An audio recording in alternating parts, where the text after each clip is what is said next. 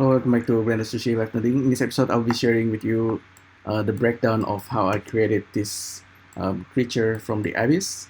So it's basically like a kind of like a slug. It's made of water, and there's this animated face. It's doing some weird expression, but the main point is this is actually quite simple to create, as long you have like the point cloud of a face of some sort. In this case, I capture the point cloud of my face animated using an app called Record3D app on the iPhone, and I bring it into Blender. The file size is around 500 gigabyte. Oh, it's actually 500 megabytes, and it comes into Blender as just point cloud, which is these particles. And I simply use geometry nodes underneath the sequence. So geometry nodes will take the points, and I randomize the points a little bit using attribute randomize. And I join the geometry with this point distribute from the skin modifier. So there's a skin modifier over here, which is this worm. And let me try to show it to you. So this is the worm. It's a skin modifier, basically. It's very easy to create, and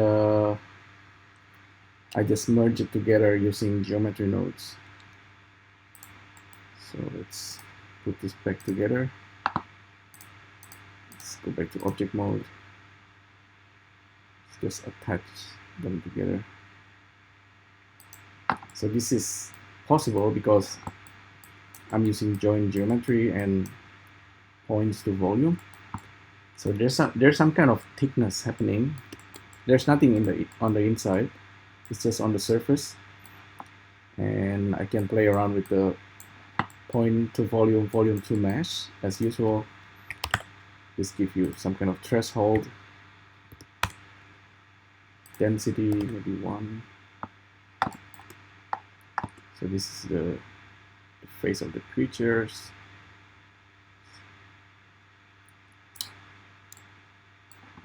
As for the rendering, I'm using Eevee, so this is all real time. There's a bit of rendering error if I look at it from a certain angle, but other than that, from this angle it looks correct anyway. So because I'm using Blender 2.923 alpha, still alpha, it's not even beta. They will certainly fix that.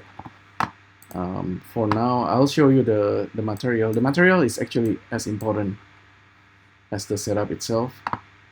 You can play around with the metallic, but the one that's doing the job is really the transmissions.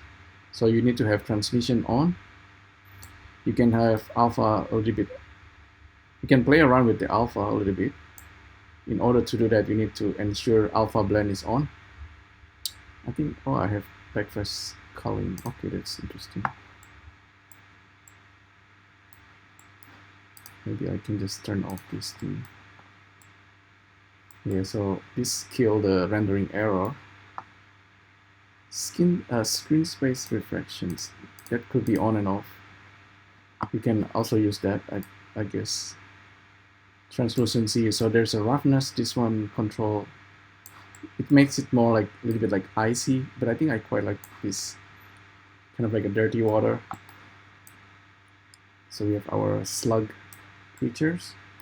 You can also animate the worms, which is just a skin modifier. So the worm is just skin modifier and with subdivisions.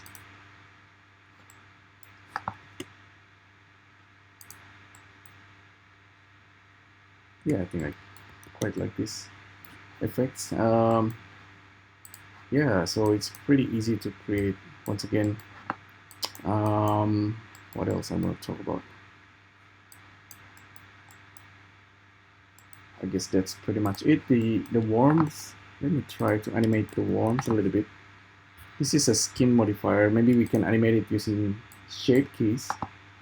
So if so we have these effects happening. Let me turn it off. Yeah, okay. So we have just the worm. We can go to X-ray mode. You can see this. Maybe just use shape keys, or the proper one will be using joins. However, because this is just lines, let me try just creating a shape keys.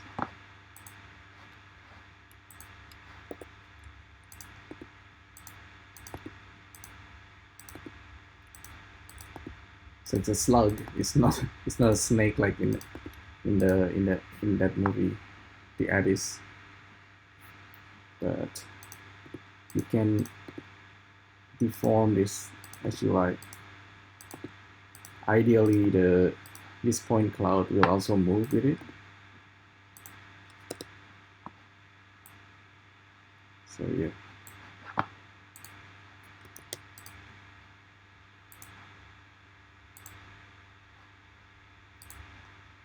So you can, yeah, so the animation works.